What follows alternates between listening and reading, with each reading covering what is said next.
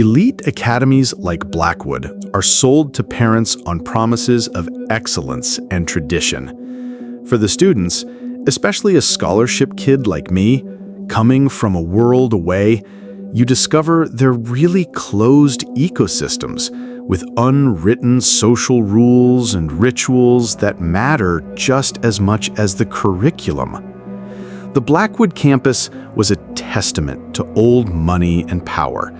Ivy-covered Gothic buildings lorded over perfectly manicured lawns, all of it surrounded by a dense, silent forest that cut the academy off from the rest of the world.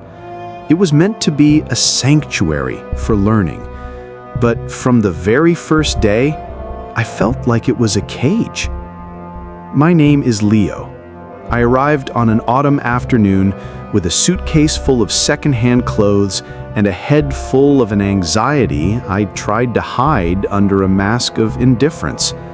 The other students looked like they were born for this place.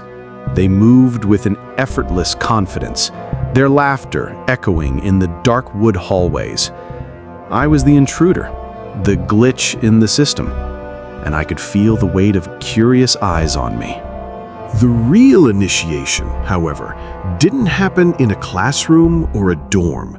It happened in the grand dining hall. The place was stunning, with vaulted ceilings, stained glass windows, and oil portraits of stern, long-dead headmasters who seemed to judge us as we ate. Long oak tables stretched the length of the hall, and the students sat in an almost reverent silence. It wasn't the loud chaos of a normal school cafeteria. It was orderly, disciplined. That first night, the main course was the famous Founder's Shepherd's Pie, a dish that, according to tradition, was served to all new students. A heavy-set woman with a blank, stony face, whom everyone just called Agnes, slapped a generous portion onto my plate. It smelled good, rich and savory. I took an empty seat, feeling awkward and out of place. I took the first bite. The texture of the meat was tender, the gravy thick, but underneath the taste of salt and seasoning, there was something else. A subtle but unmistakable aftertaste. It was a metallic tang, almost like copper, mixed with an earthy note like the smell of damp soil after a rainstorm. It was strange. Not bad enough to make me spit it out, but it was fundamentally wrong. I looked around. No one else seemed to notice. They ate with a methodical focus, their forks and knives moving at a steady rhythm. An older student sitting across from me noticed my hesitation. "It's different, isn't it?" he said, with a smile that didn't reach his eyes. "It's Agnes's secret recipe, a Blackwood tradition. You get used to it." "You get used to it?" I repeated, my voice low. "Everyone does," he answered, and went back to his meal. I didn't get used to it. I ate just enough to be polite and spent the rest of the week living off the granola bars and chips I'd brought in with my suitcase. And as I watched, I started to see that the strangeness of Blackwood Academy went far beyond the food. The students were too perfect. There were no loud cliques, no rebellion, none of the chaotic teenage drama I knew from my old school. Everyone's grades were impeccable. Answers in class were given in a uniform, respectful tone. There was no passion in the debates, no wild creativity in the art projects. There was only competence. A polished, empty, and deeply unsettling competence. They were like a choir singing the same single note in perfect, unnerving harmony. The confirmation that my paranoia wasn't just the delusion of a displaced new kid came on a Friday, during a surprise fire drill. The shrill bell sounded, and the students' reaction was the most chilling thing I had ever seen. There were no shouts, no panic, no running. As if a single mind controlled them, every student rose from their desk in unison. In absolute silence, they formed perfect lines and marched out of the buildings. Their movements were synchronized, efficient, like an army or a colony of insects. I shuffled into my line, my heart hammering against my ribs, feeling like the one faulty gear in a well-oiled machine. Outside, on the lawn, we stood in our perfect formations. I was the only one looking around, searching for the source of the alarm, looking for a teacher to give instructions. The others just stared straight ahead, their faces placid and vacant. And then it happened. As if following a silent command only they could hear, every student on that lawn, hundreds of them, turned their head at the same time. Slowly, in perfect, unnatural synchronicity, and they all looked directly at me. Their eyes weren't hostile, they weren't angry, they were just empty.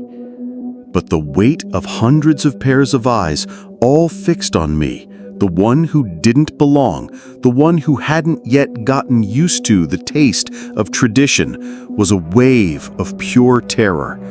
In that moment, I knew two things. First, that the strange taste in the cafeteria was only the beginning. And second, that I was completely, utterly alone.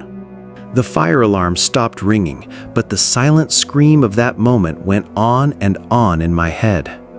The return to the classrooms was as orderly and bizarre as the evacuation. They sat, they opened their books, and academic life resumed as if nothing extraordinary had happened. But for me, everything had changed. I no longer saw my classmates as privileged teenagers. I saw them as something else, a colony unified by a purpose I couldn't comprehend, and I was the virus in their perfect system. I spent the next few days in a state of hyper-vigilance. Fear became my only companion. I knew the food was the key. The dining hall, that grand Gothic room, was the epicenter. And at the center of the epicenter was Agnes, the cook. She was a large woman, broad-shouldered, with a face that seemed carved from stone. She moved through her kitchen with a silent authority and never spoke, just doled out portions with a mechanical efficiency. Her small, dark eyes seemed to follow me whenever I got in line, even if I was just grabbing an apple or a sealed yogurt. I tried to speak to her once. I approached the serving counter after the hall had emptied, my heart thudding. "Excuse me, Agnes," I began. "I was just wondering about the founder's pie." She stopped what she was doing and turned to face me. She didn't say a word, she just stared. Her gaze wasn't angry or curious. It was a look of total and complete indifference, like a scientist looking at an insect before pinning it to a board. It was a look that said, "You do not matter." I left, trembling, certain that she was more of a warden than a cook. My investigation needed a new approach. If the students were the result, I needed to find someone who had witnessed the cause over time. There was one teacher, Mr. Harrison, who taught history. He was an elderly man in a frayed tweed jacket with a spark in his eye that seemed to belong to a different era. Unlike the other efficient but distant teachers, Mr. Harrison would sometimes ramble, telling stories of noisier times at the academy, of students with fire in their bellies. I caught him after class, under the pretext of asking about the school's history. "Mr. Harrison," I said, "what was Blackwood like 20, 30 years ago?" He gave me a long, searching look. "It was messier," he said, his voice low. "More human. There was passion in these halls, rivalries, heartbreaks, protests." He paused, his eyes sweeping the empty corridor. Now we have excellence. We have order.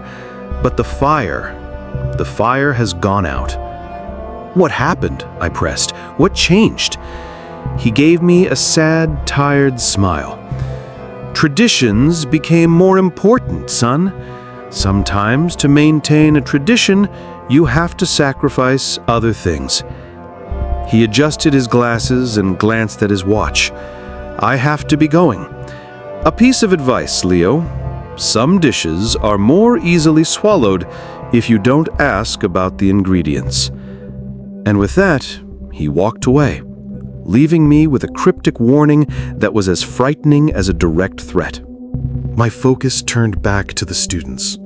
I needed to understand the effect of the food. I began to notice what happened when someone didn't eat. A kid from the lacrosse team was out with the flu for 2 days and missed meals. When he came back, he was pale and agitated. His hands shook. At lunch, he didn't eat, he devoured. He had 3 helpings of the day's special, his eyes fixed on the plate with a desperate hunger that went beyond normal appetite. After he ate, his agitation vanished. His pallor was replaced by a healthy glow. His placid composure returned. It wasn't just a behavioral change, it was an addiction. The food wasn't just changing them, it was sustaining the change.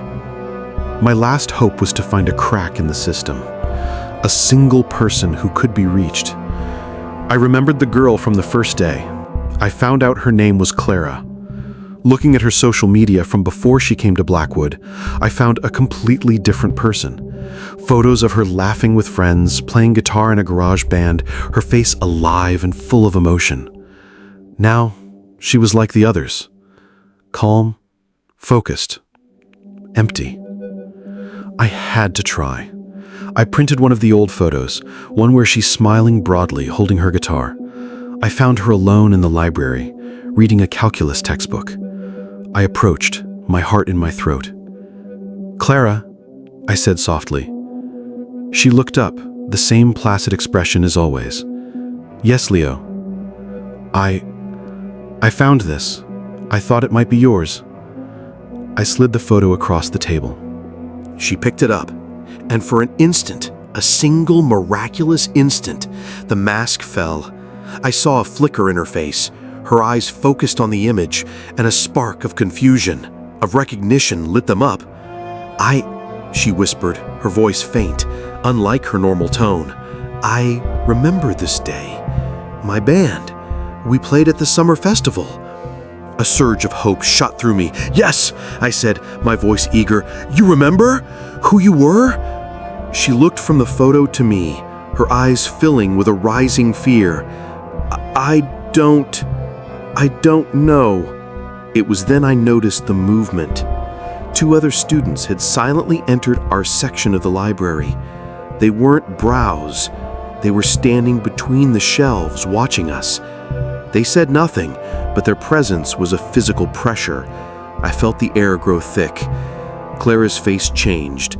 The spark of fear vanished, replaced by the familiar vacant placidity. Her hand, holding the photo, went limp. She pushed the picture back across the table to me. "I don't know who this is," she said, her voice now perfectly flat and controlled. "You must be mistaken." She stood up. "You should go to dinner, Leo. Today's meal looks nutritious." She turned and walked away, joining the other 2 students at the end of the aisle. They left together without a word, their footsteps in perfect sync. I was left alone in the library, staring at a photo of a smiling girl who no longer existed. My hope turned to ash. They weren't just being controlled, they were controlling each other. The hive was aware of the intruder, and its walls were closing in. The library encounter was a turning point. Before, I was an ignored anomaly. Now, I was a recognized threat. The subtle pressure turned into an overt, oppressive surveillance. Everywhere I went, I felt their eyes on me. In the halls, in the courtyards, even through my dorm window at night, I would see silhouettes standing across the lawn, watching. They didn't speak to me, they didn't threaten me. They just watched, with a predatory patience that was more terrifying than any act of violence. They were waiting for me to break, waiting for me to give in to the hunger, to go to the dining hall and finally get used to it. My stash of contraband food was running out, and a real, gnawing hunger began to set in. The smells from the dining hall, once just strange, now seemed sickeningly tempting. My own body was betraying me, craving the very thing my mind knew was poison. I was cornered. Mr. Harrison avoided me, his eyes full of a helpless pity. Clara now looked through me as if I were glass. If I tried to run from the academy, I knew they would stop me. The forest surrounding the campus, once a symbol of isolation, now felt like the teeth of a trap. There was only one place left to go, the source, the kitchen. I had to find out what the secret ingredient was. I had to know what Agnes put in that food. The plan was dangerous, almost suicidal. I would wait until 2 in the morning, when the campus was at its most silent, and break in. I spent the day observing, mapping the route. The kitchen's back door, which led to a service alley, was my only shot. It was locked, but with an old lock I hoped I could pick with a pocket knife and a lot of luck. Night fell like a shroud. I lay in my bed, listening to the sounds of the academy settling down. Every creak of the old building, every gust of wind outside sounded like an approaching footstep. Finally, the clock struck 2. I pulled on my darkest clothes and slipped into the silent hall. Moving through the campus at night was like walking through a fever dream. Shadows seemed to stretch and twist, and the portraits of the headmasters in the hallways seemed to follow me with their painted eyes. Every pop of the floorboards beneath my feet sounded like a gunshot. I reached the service alley, my heart pounding against my ribs. The lock on the kitchen door was old, as I'd hoped. My hands were shaking so badly it took an eternity, but I finally heard a soft click. The door swung open. I stepped into the darkness of the kitchen. The air was heavy with the ghost scents of 100 meals. It smelled of clean metal, gas, and underneath it all, that familiar, earthy odor. I used my phone's small flashlight to guide me. The kitchen was impeccably clean, almost sterile. Pots and pans hung from hooks, lined up like surgical instruments. I searched the pantry. I found sacks of flour, sugar, cans of tomatoes, all normal. No exotic spices, no unlabeled containers. I was about to give up, thinking the secret was locked away somewhere else, when I noticed something odd about the floor. Underneath a heavy, stainless steel counter, the tile pattern was broken. There was a faint, almost invisible outline of a trapdoor. With an immense effort, I dragged the counter aside. The screech of metal on tile was deafening in the silence, and I froze, waiting to hear footsteps. Nothing. I used the tip of my knife to pry the trapdoor's recessed handle up. A gust of cool, damp air rose to meet me, carrying with it a strong smell of wet earth and something else. Something vaguely metallic like dried blood. It was the smell of the food, but concentrated, pure. I descended the stone steps into a small cellar. There was no wine. There were only sacks. Dozens of burlap sacks stacked against the stone walls. I approached one and untied it. Inside, there was not a spice or a grain. There was a dark, rich substance, like potting soil, but flecked with a deep reddish hue. I took a pinch in my hand. It was cool and slightly damp. This was the source. This was Agnes's secret recipe. In the corner of the cellar was a small wooden desk with a single drawer. I opened it. Inside, I found an old, leather-bound ledger. The pages were yellowed with age, filled with an elegant, cursive script. They were the kitchen logs, dating back over a century. I found the entry for the Founder's Shepherd's Pie. The recipe listed normal ingredients, meat, flour, vegetables, but at the very end, there was an additional note. Add 1/4 cup of the tradition soil per 10 servings. Ensure soil is harvested from plot 7 behind the old chapel. Only the darkest, richest soil is acceptable. The harvest is best after a harsh winter. Hunger makes the soil strong. Tradition, soil. Plot 7, hunger makes the soil strong. The phrases spun in my head, making no sense, but filling me with a primal dread. What was this soil? Why was it harvested like a crop? That's when I heard it, a sound from above, the soft click of the kitchen door closing, and then the sound of heavy, deliberate footsteps crossing the tiled floor. Agnes. My blood ran cold. I switched off my phone's light, plunging the cellar into total darkness. I huddled behind the sacks, barely daring to breathe. The footsteps stopped directly over the trapdoor opening. The silence that followed was the most terrifying thing I have ever experienced. I knew she was there, listening. I knew she knew I was down here in her unholy sanctuary. I could feel her, a massive presence of pure, cold intent. I was trapped in the heart of the nightmare. The time in that damp, dark cellar stretched into an eternity of pure terror. I was crouched behind the sacks of unholy soil, its metallic scent filling my lungs, as Agnes's presence weighed down on me from the other side of the wood. I could picture her up there, motionless in the dark kitchen, her head tilted, listening to my fear. The silence was finally broken, not by the sound of the trapdoor opening, but by something far worse. I heard a dragging sound, a long, torturous screech of metal on tile. She was pulling the counter back into place. With a deliberate, sadistic slowness, she was sealing my exit, turning the cellar into my tomb. The final thud of the counter settling into place sounded like the door of a vault closing forever.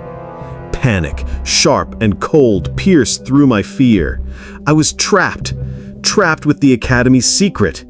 I flicked my phone's light back on, my hand shaking so badly the beam danced wildly across the stone walls. I had to find another way out. I pushed at the sacks, desperately searching for a window, a grate, anything.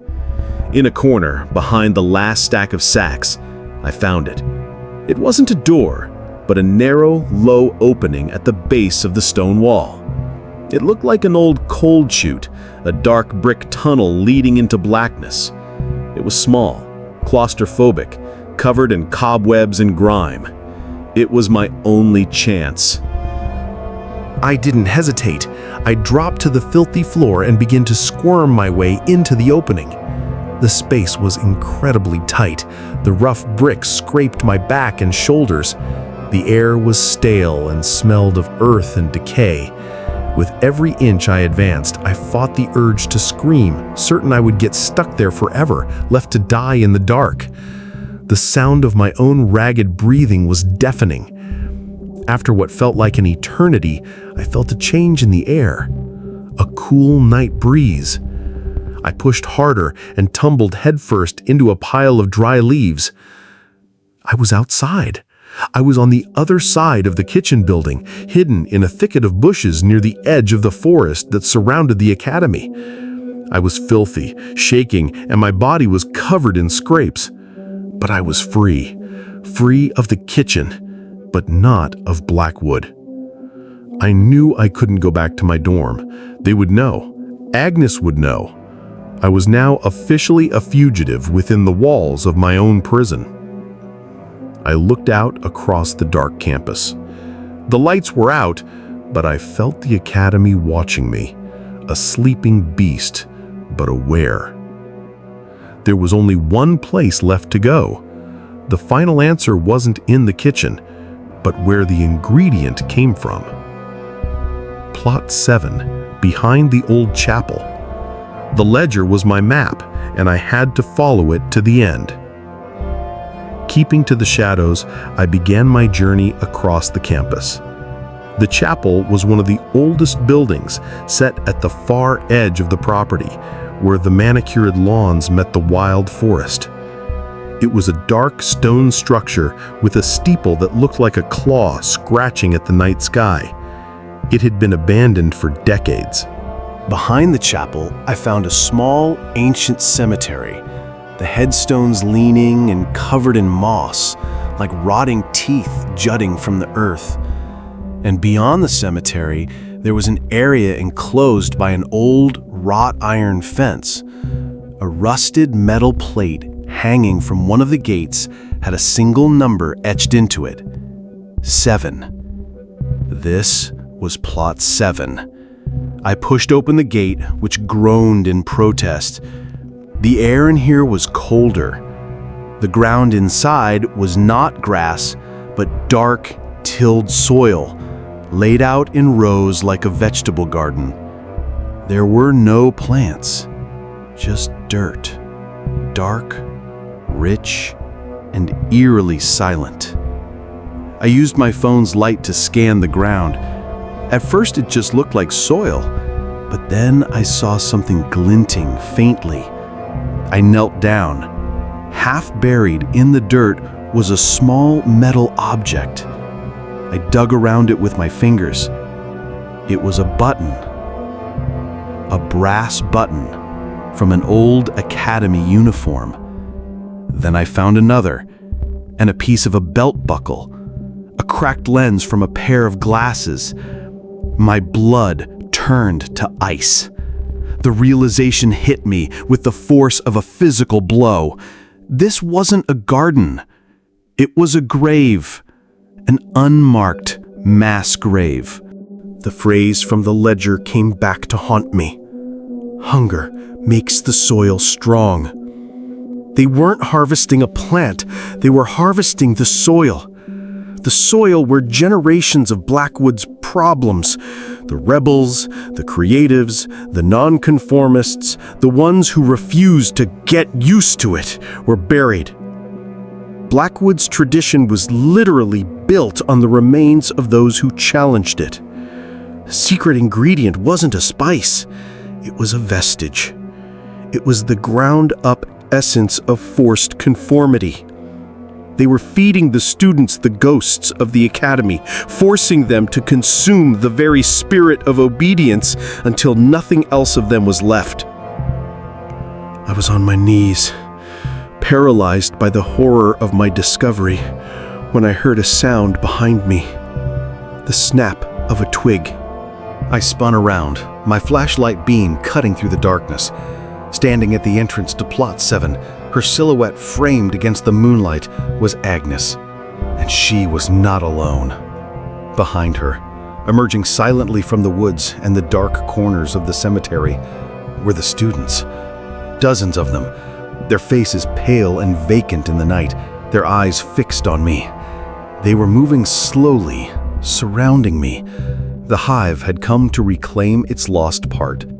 There was nowhere left to run. The hunt was over, and the harvest was about to begin. The fear I felt in that moment was different from anything I had ever known. It wasn't the sharp fear of pain or death.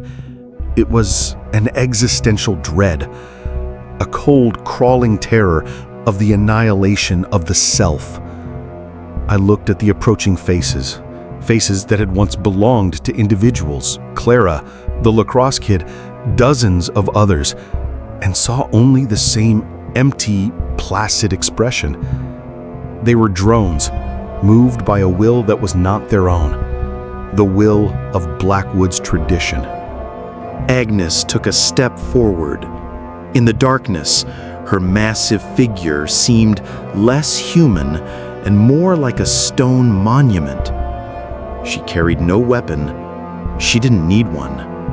Her authority was absolute, backed by the silent wall of bodies that encircled me. "It's a shame, Leo," she said, and it was the first time I had heard her speak. Her voice was just as I'd imagined, low, heavy and devoid of any emotion. You had potential. You had the intelligence to accept, to thrive, but instead you chose to dig where you shouldn't have. What is this?" I stammered, backing away until I felt my back hit the cold iron fence of Plot 7. "What are you doing?" "We are doing what Blackwood has always done," Agnes said, her gaze sweeping over the dark soil at my feet. "We are cultivating excellence. We are pruning the wild branches so the tree can grow strong and straight.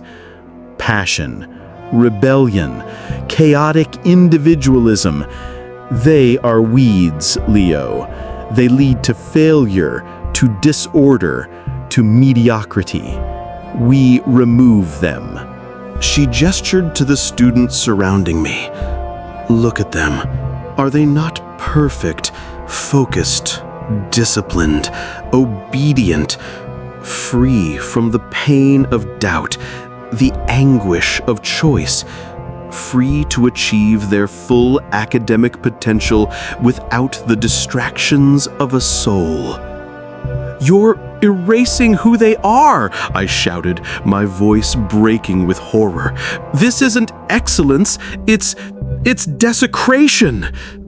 "Desecration is waste, Leo," she replied calmly. "Nothing here is wasted. The energy of those who resist, their fire, as Mr. Harrison likes to call it, it's too valuable to be lost. It is reabsorbed. It returns to the earth. It enriches the soil, and then, in our most sacred tradition, it is shared with the new generation. We feed them the legacy of conformity, the taste of discipline.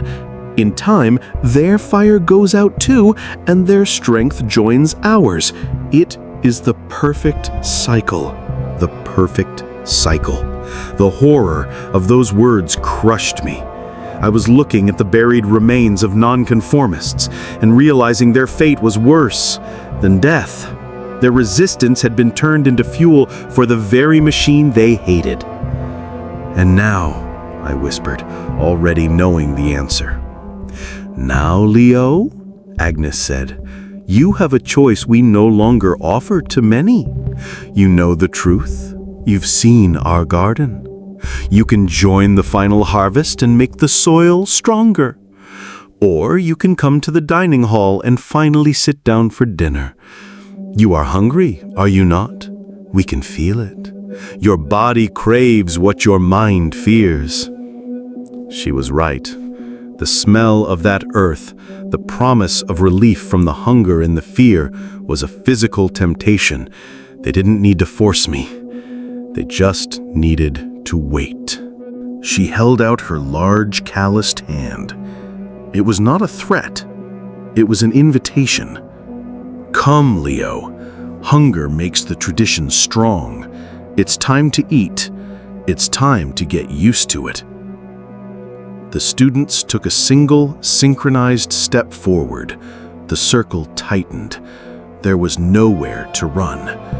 Only two choices: the quick, forgotten end in the dark soil, or the slow, daily death in the dining hall.